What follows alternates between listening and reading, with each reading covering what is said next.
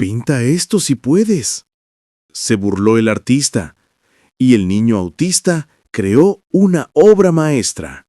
Esta historia te dejará pensando, pero antes de continuar recuerda darle like al video, suscribirte y compartir esta historia con todos tus seres queridos. Deja en los comentarios desde dónde nos escuchas y si te sientes identificado en algún momento. Ahora sí, empecemos. La Galería de Arte Horizontes brillaba bajo las luces halógenas de aquella tarde de sábado. Lorenzo Santini, vestido con su característico traje negro de diseñador y bufanda de seda italiana, recurría al salón con la arrogancia de quien se sabe admirado. A sus 42 años, era considerado el artista más prometedor de la ciudad, con obras exhibidas en 3 continentes y una lista de espera de coleccionistas dispuestos a pagar fortunas por sus pinturas. El arte verdadero, decía Lorenzo a un grupo de admiradores, no es para cualquiera. Requiere años de estudio, técnica refinada, comprensión profunda de la luz y la sombra. No basta con tomar un pincel y esperar que ocurra la magia. Entre el público, sentado en una silla de ruedas junto a su madre Elena, se encontraba Mateo, un niño de 11 años con ojos color avellana, que parecían observar el mundo de una manera diferente. Sus manos se movían constantemente, trazando formas invisibles en el aire, mientras balanceaba suavemente su cuerpo de adelante hacia atrás. Elena había traído a su hijo porque Mateo amaba los colores con una pasión que ella apenas comprendía. Desde pequeño, cuando la mayoría de los niños jugaban con juguetes, Mateo se quedaba hipnotizado ante un arco iris, una puesta de sol o incluso las sombras que las nubes proyectaban en el pavimento. El diagnóstico había llegado cuando Mateo tenía 3 años. Trastorno del espectro autista severo, con comunicación verbal limitada y dificultades para relacionarse socialmente. Los médicos le habían dicho a Elena que su hijo viviría en su propio mundo, que debía ajustar sus expectativas. Pero ella veía algo que los demás no. Veía cómo Mateo se comunicaba a través de los colores, cómo sus dedos ansiaban crear aunque no pudiera expresarlo con palabras. Aquella tarde, Lorenzo exhibía su última obra, Tormenta de Medianoche. Un óleo de 2 metros que representaba un mar embravecido bajo un cielo oscuro. La gente aplaudía, murmuraba elogios. Lorenzo sonreía, satisfecho, cuando notó que Mateo se había acercado al cuadro, sus ojos fijos en el lienzo con una intensidad perturbadora. «Por favor, mantenga distancia», dijo Lorenzo con voz cortante. «Estas obras no son para...» Hizo una pausa, mirando la silla de ruedas y el movimiento constante de Mateo. «Tocarlas». Elena sintió que la sangre le ardía en las mejillas. «No iba a tocarlo. Mi hijo solo está observando». Lorenzo soltó una risa breve y desdeñosa. «Observando. No parece que pueda comprender mucho». Fue entonces cuando Mateo hizo algo inesperado. Levantó su mano y señaló el cuadro. De su boca salieron palabras entrecortadas, con ese esfuerzo titánico que cada frase le costaba. «Mal. Las olas. Mal». El silencio cayó sobre la galería como una manta pesada. Lorenzo frunció el ceño. Su rostro enrojeció. «¿Qué has dicho?» Elena intentó llevarse a su hijo, pero Mateo insistió, sus dedos trazando movimientos ondulantes en el aire. «Las olas... no. Van así».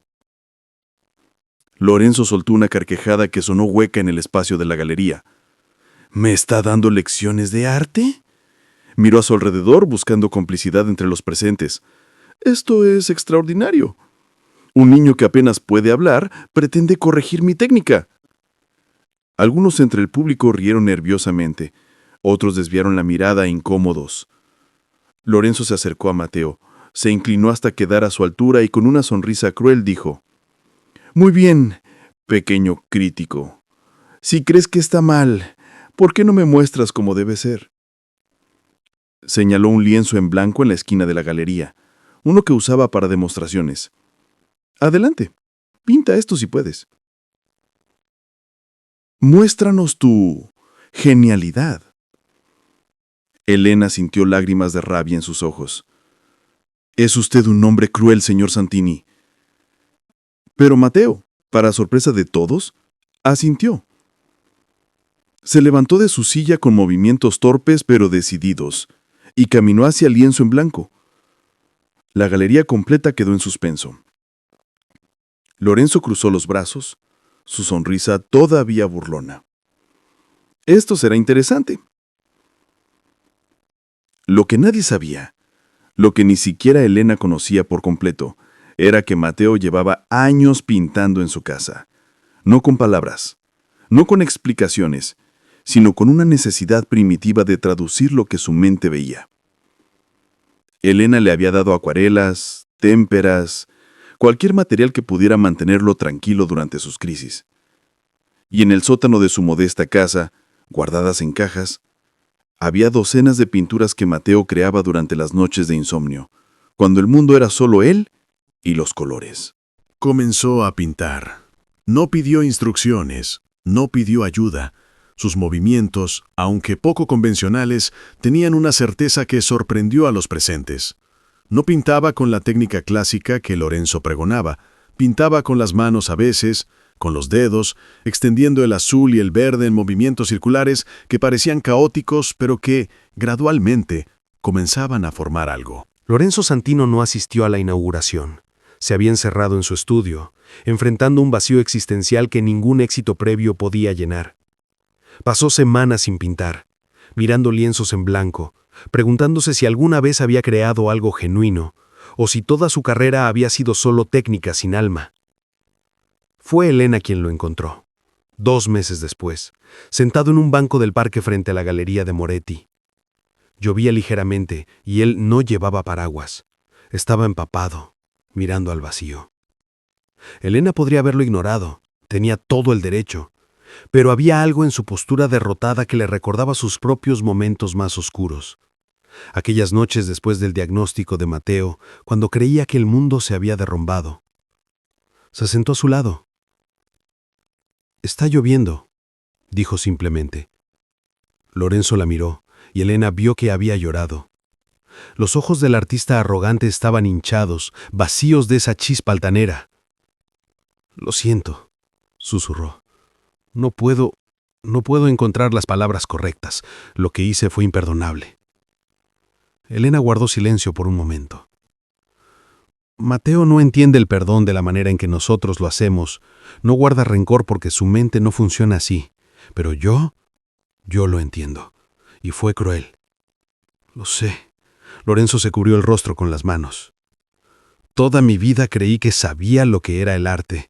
Estudié en las mejores escuelas, gané premios, me dijeron que era especial, y luego un niño, en 40 minutos, creó algo que yo nunca podré crear en toda mi vida. ¿Sabe lo que eso significa? Significa que todo lo que construí era mentira. No, dijo Elena con firmeza. Significa que aprendiste algo. Tu técnica es real, tu conocimiento es real, pero te faltaba humildad.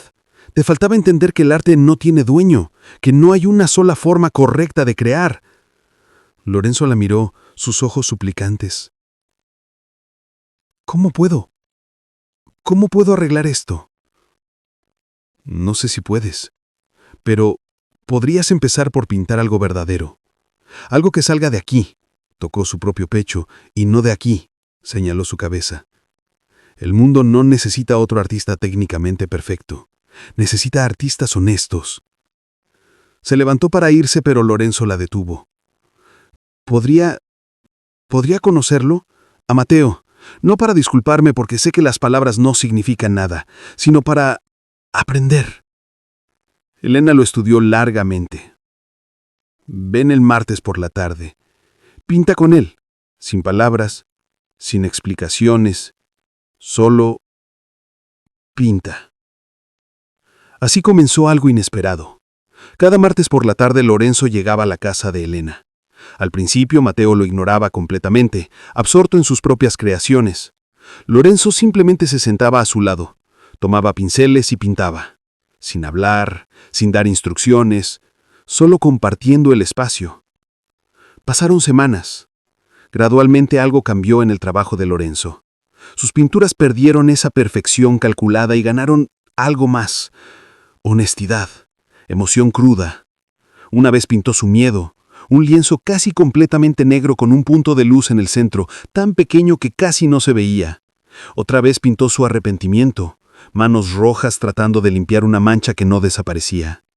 Mateo, a su manera, comenzó a reconocerlo, no con palabras, sino dejando que Lorenzo usara sus colores favoritos, algo que nunca permitía con nadie excepto su madre. Una tarde, mientras pintaban lado a lado, Mateo hizo algo extraordinario. Tomó el pincel de Lorenzo y agregó una pincelada azul en su lienzo, una sola línea curva que de alguna manera completaba la composición. Lorenzo sintió lágrimas correr por sus mejillas. Era la primera vez que alguien tocaba su trabajo y lo mejoraba, y, en lugar de sentir rabia o amenaza, sintió gratitud. Había aprendido algo que ninguna academia le había enseñado. El arte no es una competencia, es una conversación. Un año después de aquel fatídico día en la galería, se inauguró una exposición conjunta. Diálogos en silencio, obras de Mateo Herrera y Lorenzo Santini. Algunas eran colaboraciones, lienzos en donde ambos habían trabajado sin planificar, solo respondiendo a lo que el otro creaba. El resultado era mágico. La técnica de Lorenzo guiada por la visión pura de Mateo, la intuición de Mateo enmarcada por el conocimiento de Lorenzo. La noche de la inauguración, Lorenzo tomó el micrófono. Su voz temblaba. Hace un año fui un necio arrogante que creyó que el arte se podía medir, categorizar, controlar. Humillé a un niño extraordinario porque su genio amenazaba mi ego. Mateo no puede estar aquí esta noche. El ruido, las cumbridas eran demasiado para él. Pero su madre, Elena, está aquí. Y quiero decir algo que debí decir hace mucho tiempo. Miró directamente a Elena. Gracias. Gracias por no cerrarme la puerta. Gracias por enseñarme que la humildad no es debilidad, es sabiduría. Y gracias, donde quiera que estés escuchando, Mateo, por mostrarme que el arte verdadero no viene de los años de estudio, sino de la valentía de mostrar el mundo como realmente lo ves. El aplauso fue ensordecedor. Elena lloraba, pero esta vez de alegría. Esa noche las obras de la exposición se vendieron por el doble del precio estimado. El dinero fue a un fondo que Lorenzo y Elena crearon juntos. Colores sin límites. Una fundación que proveía materiales de arte y clases adaptadas a niños con autismo y otras condiciones que la sociedad muchas veces marginaba. Mateo nunca se convirtió en alguien que disfrutara las multitudes o las entrevistas. Seguía siendo un niño que vivía en su propio mundo, donde los colores hablaban más fuerte que las palabras. Pero ahora, ese mundo tenía una ventana a través de la cual otros podían asomarse. Sus pinturas viajaron por museos de todo el mundo. Cada una llevaba una pequeña placa que Elena insistió en incluir. Mateo Herrera ve el mundo de manera diferente. No mejor ni peor, solo diferente. Y en esa diferencia encontramos belleza. Lorenzo nunca recuperó completamente su fama anterior. Algunos lo recordaban por la humillación que infligió, y ese estigma lo seguiría. Pero descubrió algo más valioso que la fama: propósito. Sus pinturas, ahora honestas y vulnerables, resonaban con personas que habían sufrido, que habían cometido errores, que buscaban redención. No vendía tantas obras como antes, pero cada una que vendía significaba algo. En las tardes de martes, en el sótano convertido en estudio de la casa de Elena, dos artistas pintaban lado a lado. Uno, con todas las palabras del mundo, pero que había aprendido el valor del silencio. Otro con pocas palabras, pero con un universo entero de colores en su mente. No hablaban mucho, no necesitaban hacerlo. El lenguaje entre ellos era el susurro del pincel sobre el lienzo, el silencio cómodo de dos almas que habían encontrado, en la más improbable de las circunstancias, algo parecido a la comprensión. Elena los observaba a veces desde la puerta, una taza de té en las manos, y sonreía. Había pasado años preocupándose de que Mateo nunca encajaría en el mundo. Pero Mateo no necesitaba encajar. El mundo necesitaba aprender a verlo, a él y a todos los que eran diferentes. No como proyectos a arreglar, sino como maestros de los que aprender. Una tarde lluviosa, similar a aquella en que Elena había encontrado a Lorenzo en el parque, Mateo pintó algo nuevo. Era un retrato, Un hombre sentado bajo la lluvia, pero en el cielo sobre él, entre las nubes grises, había pinceladas de todos los colores del arco iris. No era obvio, había que mirar con atención, pero estaba ahí, esperanza escondida en la tormenta. Lorenzo lo vio y comprendió. Era él. Era su historia. Y en la esquina del lienzo, con letras temblorosas pintadas con el dedo, Mateo había escrito una sola palabra, la primera palabra que le había costado semanas aprender a escribir. Amigo. Lorenzo no pudo contener el llanto. Se arrodilló junto a Mateo, quien continuaba pintando, ajeno al impacto de su gesto. Le tocó suavemente el hombro, un toque que Mateo normalmente rechazaba, pero que esta vez toleró. «Gracias», susurró Lorenzo. «Gracias por enseñarme a ver». Mateo no respondió con palabras. Simplemente le alcanzó un pincel nuevo, azul cielo, el color favorito de ambos, y juntos en ese sótano lleno de pinturas que testimoniaban dolor y esperanza, humillación y redención, siguieron creando. Dos almas rotas a su manera, que habían encontrado en el arte algo más grande que el talento o la técnica. Habían encontrado la posibilidad de sanación, el milagro cotidiano de que, incluso después de la oscuridad más profunda, siempre hay espacio para la luz. Y así, en una ciudad donde las historias de éxito se medían en premios y reconocimientos, se escribió una historia diferente. La historia de un niño que nunca dejó que el mundo le dijera lo que no podía hacer, y la de un hombre que aprendió que la verdadera maestría no estaba en dominar el arte, sino en dejarse transformar por él. Una historia que recordaba a todos los que la escuchaban que los actos de humildad pueden ser más poderosos que años de arrogancia, que los maestros llegan en las formas más inesperadas y que a veces la obra maestra más grande no es la que cuelga en las paredes, sino la transformación silenciosa del corazón humano.